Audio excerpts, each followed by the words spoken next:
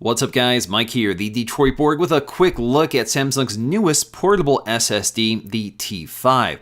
So this is replacing the T3, which is an SSD I've had before, so we're going to compare them side by side to see how they differ. Now this is a favorite among video creators who need a lot of fast storage for editing 4K video on the go. So this is a great option for people who need a fast scratch disk for video editing. Now the changes between the T3 and T5 really come down to three things. We get a new design that's all metal instead of a combination of plastic and metal. We also get a faster second generation USB 3.1 port and faster V-NAND flash. So this can now transfer speeds up to 540 megs per second. So once again, these drives are available in 4 capacities with very similar pricing to the T3 it's replacing. So we have 250 gigs, 500 gigs as I have, 1 terabyte, or 2 terabytes. Now they do get quite expensive, so at $250 that starts you off at a fairly reasonable $129.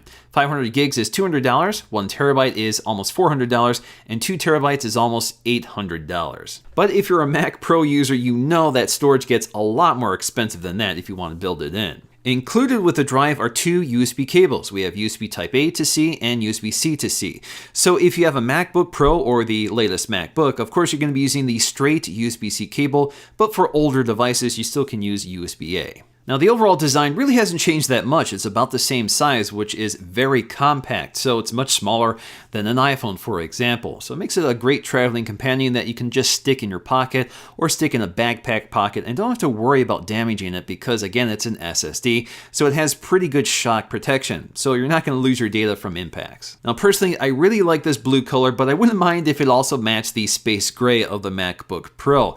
Now if you want the black color, you're going to have to go for the higher capacity, so 1 terabyte or 2 terabytes. The lower capacities come in blue. Now this is a metal unibody design, so it should be pretty durable. They even have chamfered edges along the side to give it a little of a more premium look. Now when you connect this to a computer, we do have an LED status light which is invisible until it's lit. Now when it comes to performance, you should see a read and write speed of about 540 over 515 if you have a computer with USB 3.1 Gen 2, as I have with the MacBook Pro. I'm not quite seeing the maximum potential here with my benchmark, but it's pretty close. Now generally speaking, that's a fairly modest gain over the T3, which had a read-write speed of about 450. That's a Gen 1 USB 3.1 port. So it's not a huge gain. I wouldn't throw out the T3 and get the T5 if you already have one, especially at these prices, but it's welcome to have faster speeds if you're buying it for the first time. And of course, the biggest consideration is whether you have a device with USB 3.1 Gen 2.